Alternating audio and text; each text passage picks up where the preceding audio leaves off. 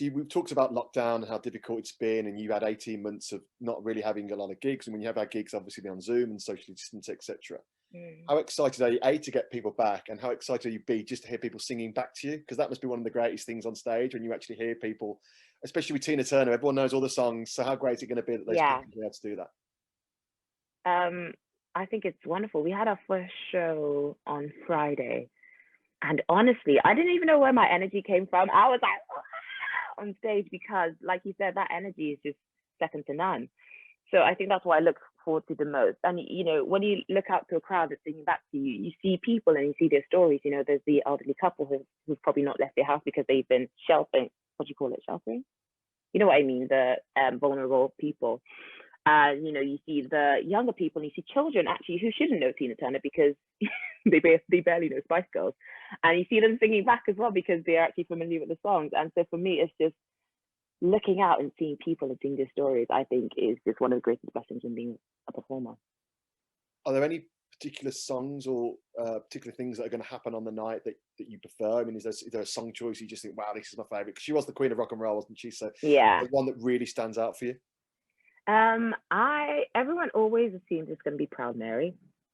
But for me, I actually love We Don't Need Another Hero. I don't know why. I just really connect to that song and I really love singing it. But that's quite well, I don't want to give too much away, but it's quite a calmer part of the set. But obviously, you know, we do have the big numbers as well, but that's my favorite. Yeah, without giving away too many spoilers, sorry. What can people expect? People can expect 2 hours of Tina hits back to back with absolutely incredible singers. You know, these are people who are at the top of their game, West End, you know, leading tours. And you can just expect to have a lot of fun. I can't stress that enough. I really can't, because it's literally a night to just forget everything that's going on, that's, you know, everything that's happening, and just live in the moment with Tina. And how great is it? Obviously, this was a West End show, but how great is it to get it almost on the road and get it out there to people who might not have been able to go to these shows, or people who probably struggle to get to London for these sorts of events? How great is it to get out there and basically to show off Tina's story? Because that's basically what it does. It's really, really good. Like you said, you know, there's the accessibility criteria that a lot of West End shows don't tend to fill. I hope that changes over the next couple of years. But actually, it's very, very different to the Tina show. And I say this because in the Tina show, you're not allowed to sing. You're not allowed to stand in your chairs. You're not allowed to dance along until the mega mix, you know, 2 hours after the show starts. So you're literally like in your chair from 7:30 to 10 o'clock, not being able to move. And so whereas this, you can literally sing. I will get you singing from the start. I will get you clapping and dancing from the start. So it's very, very different. And in certain ways, it's actually a bit more fun. But don't tell them I said that. We'll try not to put that on social media, don't we? And you've also mentioned it's a tribute to Tina. Of course, she's still alive, but she was a wonderful, wonderful singer who went through so many troubles and all that stuff that you've highlighted. How proud of you to be able to take that role and obviously showcase what an amazing woman she was. It is.